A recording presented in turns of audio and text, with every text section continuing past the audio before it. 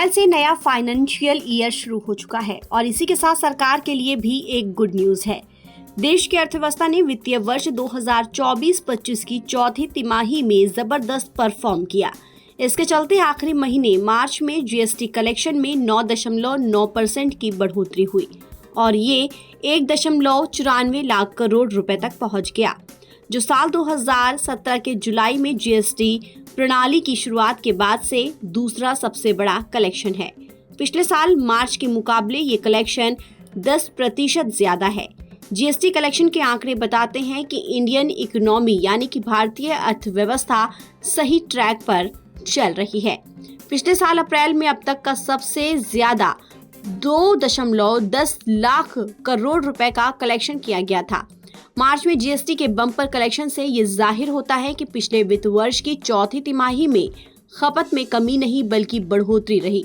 GST collection का आंकड़ा लगातार बढ़ रहा है और सरकार मालामाल हो रही है। जीएसटी का कलेक्शन सीधे तौर पर वस्तुओं की बिक्री से जुड़ा होता है। दूसरी तरफ पिछले वित्त वर्ष 2024-25 के अप्रैल मार्च में 22.08 लाख करोड़ का जीएसटी संग्रह रहा, जो पूर्व के वित्त वर्ष 2023-24 के मुकाबले 9.4% ज्यादा है। सरकारी आंकड़ों के मुताबिक इस साल मार्च के जीएसटी कलेक्शन में एसजीएसटी की हिस्सेदारी 38,145 करोड़, एसजीएसटी की 94,891 करोड़, तो आईजीएसटी की हिस्सेदारी 95,853 करोड़ रही।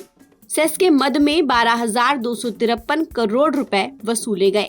मार्च में जीएसटी रिफंड के बाद सरकार को 1.76 लाख करोड़ रुपए का राजस्व हासिल हुआ। सरकारी आंकड़ों में मार्च में मैन्युफैक्चरिंग राज्य और उपभोक्ता राज्य के जीएसटी संग्रह की बढ़ोतरी दरों में काफी अंतर देखने को मिला। ऐसा नहीं है कि सरकार ने सिर्फ जीएसटी कलेक्शन ही किया है। इस बार मार्च महीने में सरकार ने जमकर जीएसटी रिफंड भी बांटा है। ये पिछले साल की इसी अवधि के मुकाबले 41% बढ़कर 19,615 करोड़ रुपए पहुंच गया है। रिफंड का समायोजन करने के बाद शुद्ध जीएसटी कलेक्शन 1.76 लाख करोड़ रुपए रहा है। ये पिछले साल के मार्च महीने के मुकाबले 7.3% की ग्रोथ दिखाता है। इससे पहले फरवरी 2025 में कुल जीएसटी कलेक्शन 1.84 लाख करोड़ रुपए रहा था। पुरानी अप्रत्यक्ष कर व्यवस्था की जगह 1 जुलाई 2017 को देश भर में जीएसटी लागू किया गया था। इसे देश में आजादी के बाद से सबसे बड़ा टैक्स सुधार माना जाता है। जीएसटी का मतलब गुड एंड सर्विस टैक्स होता है। इसके आने के बाद से तमाम तरह के टैक्स को खत्म कर दिया गया था। इसमें 2 तरह के टैक्स शामिल होते हैं। इनमें डायरेक्ट टैक्स और इनडायरेक्ट टैक्स हैं।